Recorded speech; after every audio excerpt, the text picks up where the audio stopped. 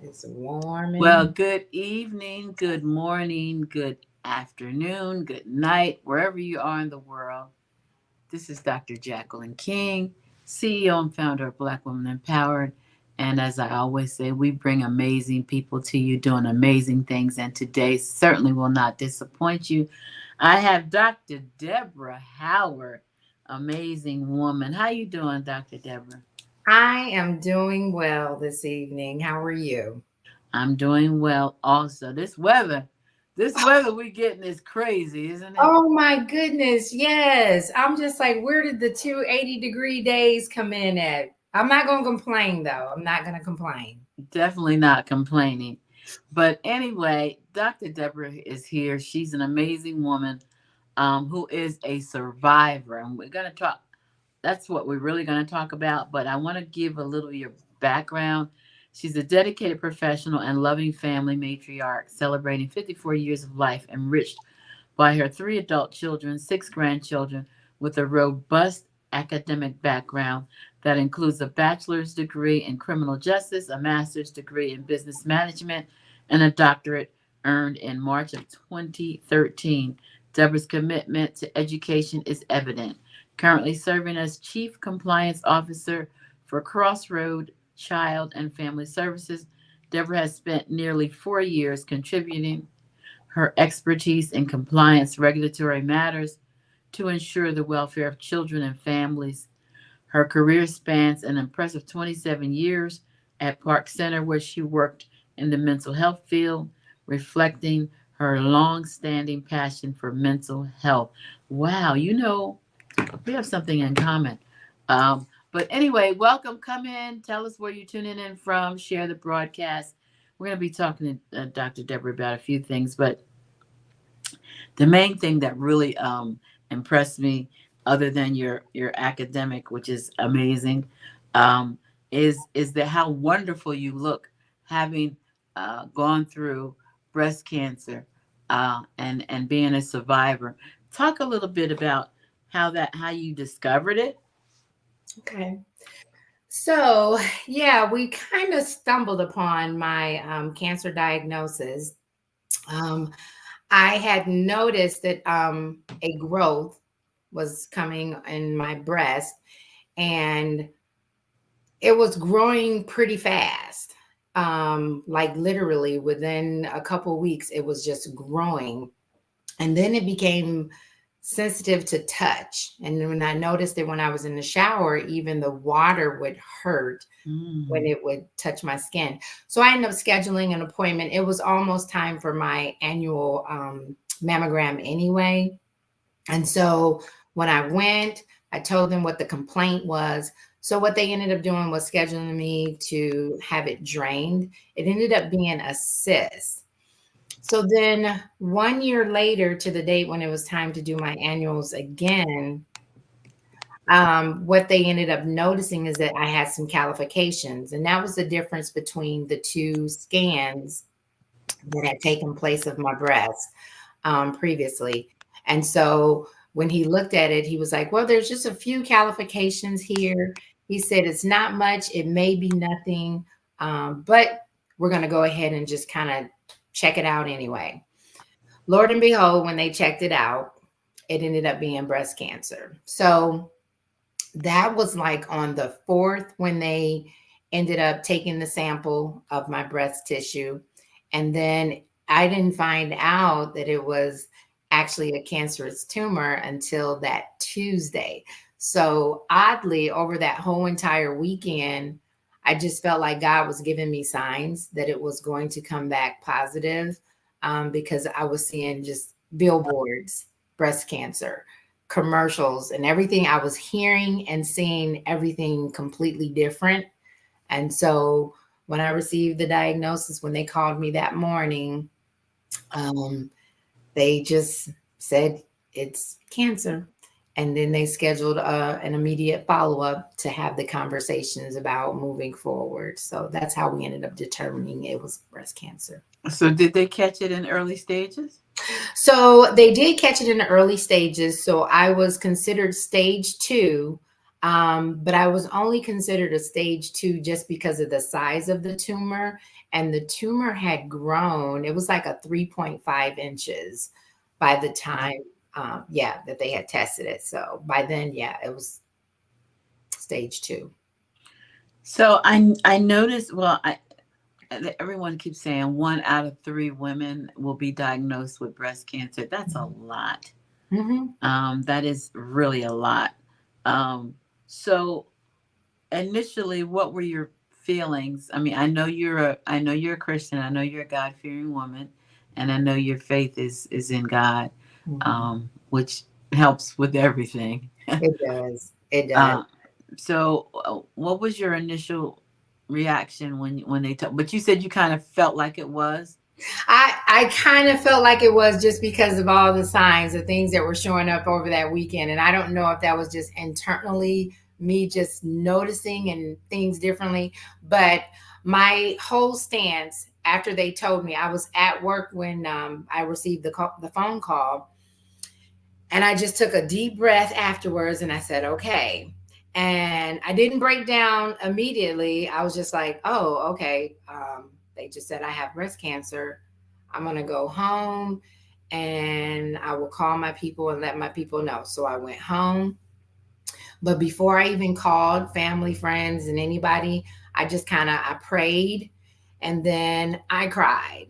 And I said, okay, God, I'm going to get this out. And then after that, I believe that you're going to heal me. And so I cried that whole entire day. I gave myself permission. Cry today. Because after that, it was the fight. And so literally, that's how I handled it. It was just like, now we're going into battle. But I wasn't going alone. So my faith, I had my faith. And I never grew angry because of the diagnosis. That was one of the things that I was kind of thinking about. Did I ever go through a phase of just being angry with God because of the diagnosis? And I didn't experience that. Well, that's amazing. I think your your attitude has a big Mhm. part to play in how you deal with this. Would you say? Oh, absolutely. Because I think it was mind over everything else for me because I internalize a lot of things just in general in life. And one of the things that when I first received the diagnosis and said to myself that I was going to fight, um, I was just considering myself and going into battle by myself, not by myself, but with God. I wasn't considering my children, my family. I literally pushed everything else out and away. And this was just a fight for me and God. I don't quite know what I was thinking when I was going through that, but I didn't let others in. I didn't let others in either. So, Well, we want to say hello to everyone's tuning in. Thank you for tuning in. This is so serious because I'm hearing more and more women of color that are being diagnosed with breast cancer, and there's various reasons. mhm, Some women they don't get checked. Some women don't have insurance, live in rural areas, or misdiagnosed. It goes on and on and on, mhm. right? Ursuline, hello, sister. She's a big fan. She's usually on most of our broadcasts. How are you doing, Queen? But so, uh, you're an educated woman, a highly educated woman. What would you say to the women who might not be as educated as you, as well read as you? One of the things I will say is that thank you, one, for recognizing that. But I would say any woman can go and look this information up. It is accessible. It does, you do not have to be extremely smart and highly intelligent and have tons of resources. Like literally, if you just go to a nurse, my brother was married to a nurse, so I had her to go to find out what vitamins I could use. because I wanted to consider the natural route after having to go through the chemo and radiation and all of that. And so you can find this information and you can educate yourself because, again, because I felt like I was doing this journey on my own, they gave me a lot of materials. I took the time and I read and I read and I read through all of that because I needed to know what was next, what was next, what was next. So, and during those course of treatments, how was I going to feel? I just needed to be prepared mentally for what side effects I was going to encounter, um, even stages of grief or whatever was going to come with that diagnosis.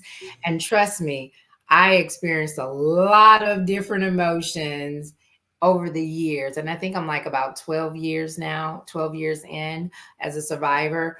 That's But yeah, nice. Awesome. yes, you can find that information anywhere though, but I would say consider talking to people, reading people. Yeah, just looking that material up though. And so I think a lot of us don't do self-examinations either. Yes. That's a big deal, right? Oh, yes, yes, absolutely. And I had been doing self-examinations because there was breast cancer in my family history. Mm. And so I started getting annual mammograms at the age of 28. Oh, wow. So I was considered, I must have been in a risk category because of the family history, but also because of the cyst. And so maybe I had forgotten about it. Um, but somewhere on there, I got put on the list of having to get mammograms early. So, and I'm glad that I was getting them because had it not been for that, they probably would not have found it as early. Well, I know I interviewed Councilwoman Michelle Chambers not too long ago, and she said she did not have the BRCA gene, which, I mean, this is something that honestly you're just starting to hear about, Yeah. right? Mhm. Is that something that you had, or you were never tested for it? So I was not tested for it. I had a first cousin who ended up having breast cancer and she passed away, but it was not related to the breast cancer. And then I have another first cousin that had ovarian cancer. So I didn't get it. None of my aunts had breast cancer. It was almost like it skipped their generation and then it came with the first cousins. So, but I didn't get tested for it. My insurance at the time, I don't think covered the testing. And so coming out of affordability, it just wasn't affordable for me to do. So, Right. And Regina is on, our queen sister, Regina Bryson Jones. Hello, beautiful queen. Thank you for joining us. Share the broadcast, please. Yeah. So, I mean, it's like I said, it seems like more and more Black women are getting it. Do you think it is contributed to the food we eat, the lack of exercise, or all of the above? I think it's a collection of all of those things. Like my parents grew up on my grandmother gardening a lot. Well, my age group, I had kids, it was fast food. So I am pretty sure that it did have some contribution to that diagnosis. Not having a healthy diet when you're young and you have young kids and you're just kind of still out, I won't say out there in the streets, but in the streets because you have young kids participating in activities. And so you're not home cooking those meals, you know, exercise. I was an athlete when I was younger, but as I got older, yeah, there was no exercise in my daily routine. Um, and I wasn't even seeking to eat really healthy foods during that time either. So I'm pretty sure I was eating heavy, greasy foods, which is why I got Mhm. diagnosed with high blood pressure and high cholesterol at a young age as well. So I do think it's probably a little bit of all those things collectively that contributed to it. So I think that we need to talk more about it. I've interviewed a holistic doctor, Dr. Mhm. David Ajabadi, many times. He's been on our platform. And he said that a lot of the reasons, now, this is a man who has never had COVID, he's never had the shot. Ah, This is the truth. And he said he would never get the shot. He um, believes in holistic mhm. vitamins and stuff, but the main vitamin that he said that causes us a lot of problems, lack of, is vitamin D. Are you aware of that? Yes, yes. I've had vitamin D deficiency for years. And so I've had the prescriptions numerous times where they give me the 10,000 milligrams that I have to take it every 7 days. Yeah, yeah.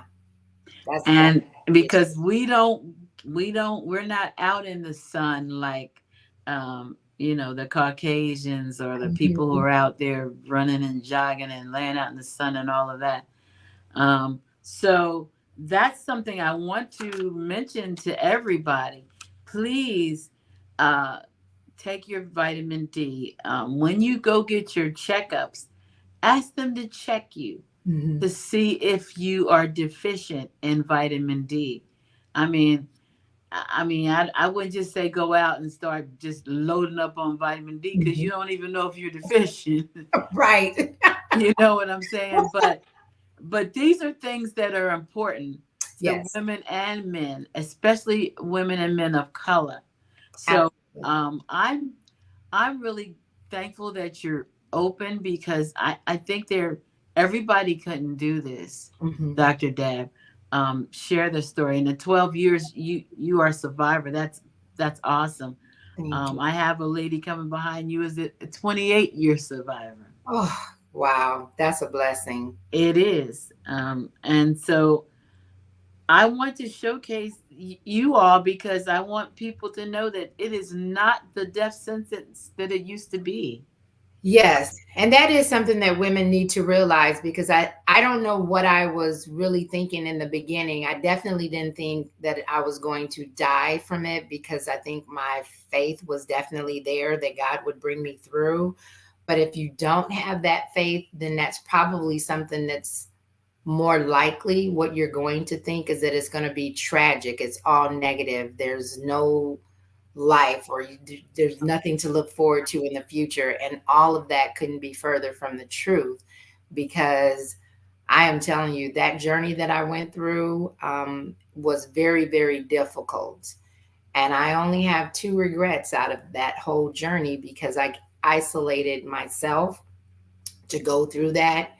And had I included more people in my journey, then they would have been able to see the process and what God was doing for me and how he had his hands on me during that time. But it was something that I don't know that I just wanted personal with him. So I appreciate you giving me this opportunity because I've never been on a platform to Uh, actually speak about my breast cancer journey. So this is the first time. well, I didn't even know you were a survivor. I think Michelle told me, Yeah. and I had been looking for women to interview in the area.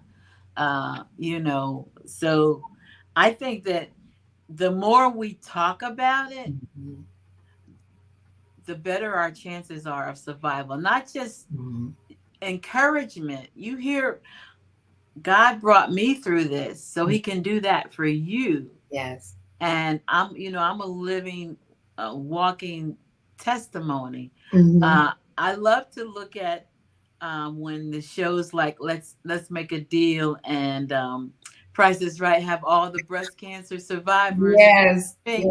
everything. That just blows my mind because I mean, really, I'm like, this is really good. Yes. Yes. This is good. It There are is. women are, but we have to do a better job, not just of taking care of ourselves, but taking care of each other.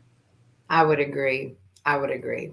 Talking about it is probably one of the first things, and I don't think I was ever ashamed of it, but I just yeah I don't talk about it very often at all. Um, I don't know why though. Yeah, I'm not sure why. Is it because you're not asked about it, or I mean, you're not just gonna go around saying, "Okay, I'm a breast cancer survivor," I guess, because I didn't know. Yeah. So is it Maybe just it could be because maybe I'm not asked about it. I don't know. It just seems, I don't know. It comes up for some people. It just doesn't come up very often for me. I don't know. I don't know. well, you look totally amazing. I remember the first time I met you, I'm like, this queen right here is absolutely gorgeous. Thank you. And God has really been good to you, and I'm so very thankful. First of all, for Him allowing us to connect, Thank you. and for you to say yes and be on our show. Um, so, talk about some of the great things you've done. Now, one thing you said you do with is it child advocacy? Yes. So I've Okay. been, I've Before been, you do that, okay. let me tell you what I used to do. I've served on many boards. So in New Jersey, I was on what they call the Child Placement Review Board. Oh, okay. Probably very similar.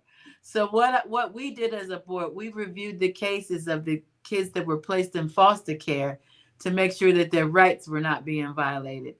Is Hmm. that very similar?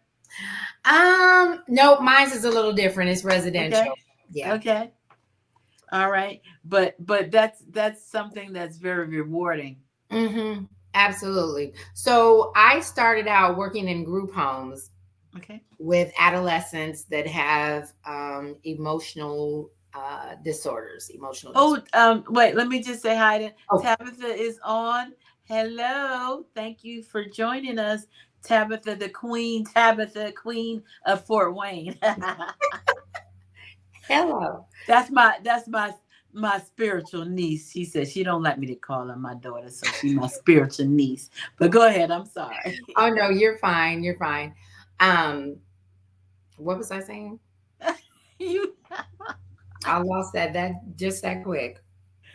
no, you were talking about the family. You're Residential. doing residential. Hmm. Yeah. So for me, when I started out working in residential services, so with children that suffer from different types of mental disorders, emotional disorders, and so eventually we end up specializing to a particular population, which were adolescent males that were sexual offenders. And Okay. so that ended up being the majority of my years. And I was the director of adolescent residential services. And so, and my job in doing that was actually reviewing all of the documentation, doing the whole process of intaking them into our program, and then making sure that they receive the services to actually go through the treatment program before they return back to their homes. And what I do now is in a similar fashion, working at Crossroad Child and Family Services as the Chief Compliance Officer. I just kind of monitor everything that we do. And so we still provide residential services there as well. And so, even though I've been closely related to and tied into with residential services, we provide outpatient services, community based services, um, residential services, respite care. Mm. So, yeah, we do all of that. And this is here in Fort Wayne. Yes, yes. And we have So a school as well. so how would one use your services? So if anyone wanted services, we do private placements as well. So parents can place their kids at our residential facility as well. But most of our kids come through DCS referrals or probation. Um, but if people wanted to access our services for community based or for outpatient services, or if they wanted to attend our school, which is considered an alternative school, all they have to do is just call up to Crossroad Child and Family Services, and then we would connect them with our intake referral person. What exactly is an alternative school? So, an alternative school, if kids are struggling with being able to thrive in a traditional school setting, alternative school setting is really going to remove some of those barriers that may get in the way with kids that have difficulty just kind of sitting still in a classroom, focusing, dealing with their own trauma, helping them to be able to navigate that trauma and so that they can get to the point where they can learn, listen, and learn in a school setting. So, because our program focuses on trauma informed care, then we are highly sensitive when our kids are being triggered throughout a school day. And so they are still able to get them to learn and address their trauma at the same time. So is that, do you take children who are on the spectrum? We do have kids that are on the spectrum. Yes, we do. Okay. Yes. All Mhm. right. But most of them are troubled that are not really able to function in the regular, I want to call it the You regular probably have a good mixture of both. okay. You have a good mixture. Most of those kids that struggle with any type of mental illness are probably on the spectrum anyway. Possibly, yeah. Well, that's good. That's very much needed. I was a commissioner in North Carolina, and I did a 5-part series, which I'm talking to Tabitha about, for the city, uh, and letting the city know all the resources that were available to them, because a lot of times people just don't know where to go for this and that and Mhm. that. So as a commissioner, the city allowed me to put that program on. We had the police, because one of the things that's a big deal is when there's a crisis, the police, a lot of times they shoot first, and and the person was in a mental crisis. But Yes. the more we can educate the community Hmm. on what their part should be, the better we are off. Because what people fail to talk about is that police are humans too, Yes. and they are afraid when they come to somebody who's acting irrational. They're not thinking this person's going through a mental crisis. They're thinking like, this person's going to kill me, so Absolutely. I got to kill them first, Yes. right? Hmm. We don't We're in the talk. fight or flight. We don't talk about those things enough. Hmm. Yes. So Very. maybe I might have to work with you on that too. Uh, That's fine. I'm open to that as well. And my yeah, agency. yeah, We oh, have that great. that yeah, and that's something I really have a strong passion for, is helping those who are in mental crisis. Because I mean, there's a ton of people that are going through something every single day. Mhm. A lot of our youth are suffering on a daily basis, and we Hmm. don't even realize how much they're suffering. Our young adults are suffering. They're trying to navigate life. Did they go to college? Did they not go to college? Once they graduated college, looking for a job, still trying to determine what their identity is, who they are, who they're connected to, wanting to be accepted. That is too much. I didn't think about all of that when I was growing up. It Yeah. did not matter to me that people liked me or not. you know? Well, we didn't have social media like this Yes. either. That makes the big difference. Yes, absolutely. And they compare themselves constantly to what they are seeing from social media. Yeah, but these are conversations that we need to have. Um, we need to be out in the community advocating for those who cannot advocate for themselves. I So would agree. definitely, we'll be talking to you about that, how we can make that happen. Um, I'm a doer. When I say I'm doing something, you can just about take it to the bank. Good. I am too. Yes, Yeah, because like if we don't do it, who's gonna do it? absolutely.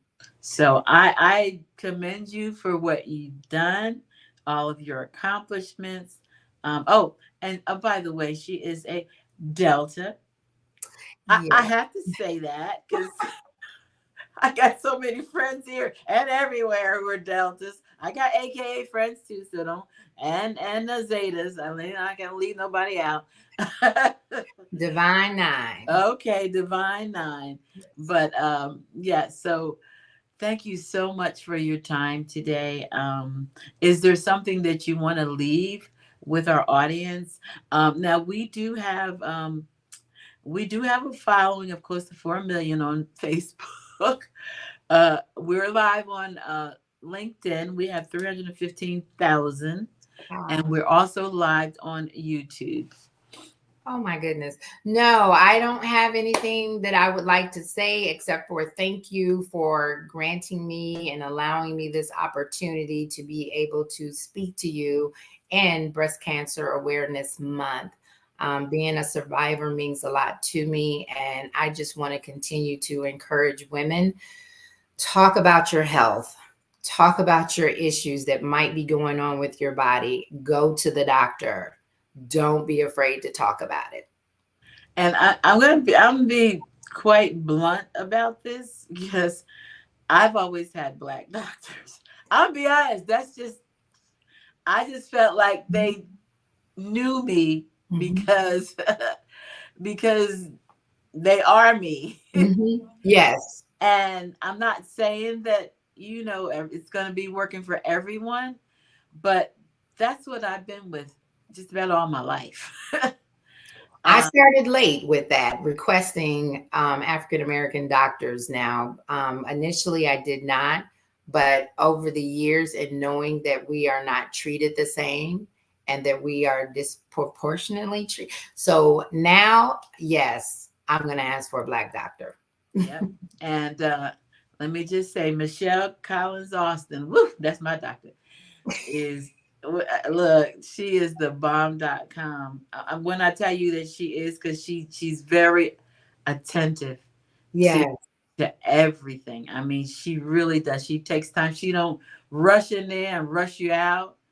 And you know how I mean, I know they have Oh, skills too, will. Hmm. but she does. She asks questions. What's going on? Is there anything wrong? Yes. Something? Anything you? If did you toenail her? Anything? But Hmm. just even if it's not a black doctor, but make sure you have somebody that really cares about your overall Yeah. health. Not Yeah. you're just not another number, Yes. right? Yes, absolutely. Build And that relationship with your physician. Build that relationship. Get to know them like they're getting to know you. And if they act absolutely, like they don't want to know you, move on, you fire better go them, on to get you another somebody one. else. Yes. And I think Michelle's still taking patients. I'm a plugger. She's gonna kill me.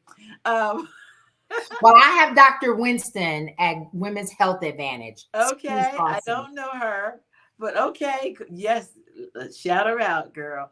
Regina says, "Good job, Deborah Howard. Thank you for sharing your story," and I agree. Thank you. Thank you. Thank Thank you you. so much, and I will be reaching out to you very soon. We're gonna make that happen, okay? All right. Thank you. All right. Thank you, everyone, for tuning in. Please share the broadcast. We do have another one coming up at 5 um, with a 28-year breast cancer survivor.